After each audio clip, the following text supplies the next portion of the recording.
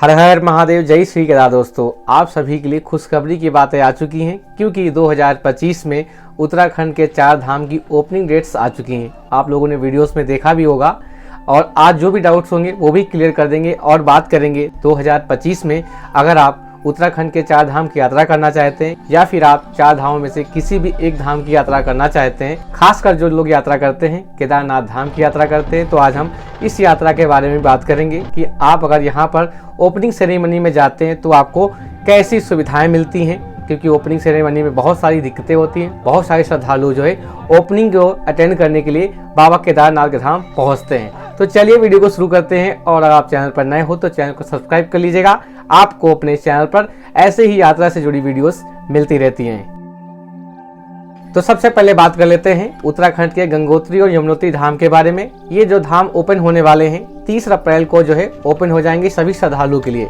श्रद्धालु यहाँ पर 30 अप्रैल के बाद से दर्शन करने के लिए पहुँच सकते हैं और वहीं 2 मई को सुबह 7 बजे बाबा केदारनाथ के कपाट खुल जाएंगे और डोली जो है 1 तारीख को ही केदारनाथ धाम पहुंच जाएगी। क्योंकि सुबह कपाट खुलने हैं तो एक दिन पहले ही बाबा की डोली केदारनाथ धाम पहुंच जाती है और इसी के साथ 4 मई को बाबा बद्रीनाथ के कपाट खुल जाएंगे। तो इस तरह से 30 अप्रैल को 2 धाम और 2 मई को केदारनाथ धाम और 4 मई को बद्री विशाल जी के कपाट खुल जाएंगे। तो हम लोग इस यात्रा को इन डेट्स के अनुसार अपना तय करना होता है। तो आप इनमें से कौन से धाम की यात्रा कर रहे हैं कॉमेंट बताइएगा। अगर आप श्री केदारनाथ जी की ओपनिंग सेरेमनी में जाना चाहते हैं तो आप कैसे पहुंच सकते हैं, थोड़ा सा इस बात पे डिस्कस कर लेते हैं। बात कर ले केदारनाथ जी की दर्शन यात्रा आप जो है हरिद्वार, ऋषिकेश या फिर देहरादून से करते हैं। आप कहीं से भी आ रहे हैं तो आपको जो बाबा के दर्शन करने के लिए पहुंचना होता है तो आपको पहुंचना होता है गौरीकुंड। गौरीकुंड इसका मेन पॉइंट है जहाँ से अपनी यात्रा शुरू होती है, जहाँ से ट्रैकिंग शुरू होती है, यानी कि पैदल यात्रा शुरू होती है, जहाँ से आप जो है गौरा माता के दर्शन करते हैं। और यहीं पर हमें तप्त कुंड देखने को मिलता है जहाँ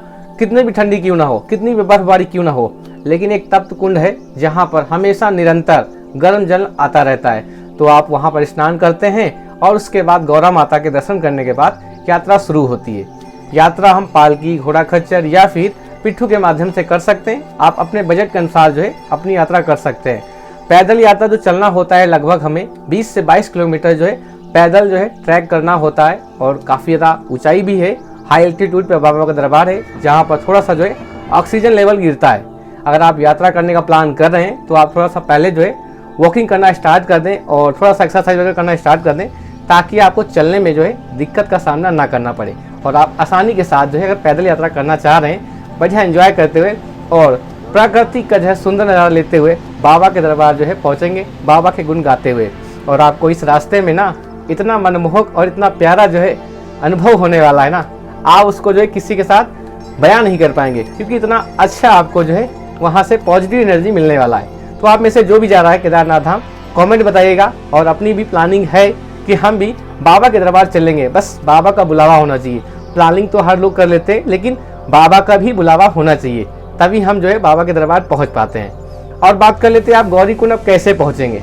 गौरीकुंड पहुँचने के लिए आप हरिद्वार, ऋषिकेश या फिर देहरादून 3 जगहों में से कहीं से भी आप यात्रा अपनी कर सकते हैं। अगर आप हरिद्वार पहुंच जाते हैं जहां से आपको बस मिल जाती है, टैक्सी मिल जाती है और भी कई सारे साधन आपको मिल जाते हैं। अगर आप शेयरिंग में जाते हैं तब आप 600 से 700 रुपये, मैक्सिमम आप 800 रुपये तक का पहुंच जाते हैं सोनप्रयाग। सोनप्रयाग से महज जो है 5 किलोमीटर की दूरी पर गौरीकुंड है। क्योंकि सोनप्रयाग के आगे कोई भी गाड़ी नहीं जाती, सिर्फ जो वहाँ के साधन है, जो वहाँ जो है गाड़ी चलती है वही सिर्फ जो है वहाँ चलती है, जो कि सोनप्रयाग से आपको गौरीकुंड के लिए ले जाती है 50 रुपये पर पर्सन। तो ये बात आप याद रखिएगा। अगर आप पर्सनल व्हीकल से जाते हैं या फिर 2 व्हीलर से जाते हैं या फिर आप शेयरिंग से जाते हैं, आपको जो साधन मिलने वाला है सिर्फ सोनप्रयाग तक ही मिलेगा।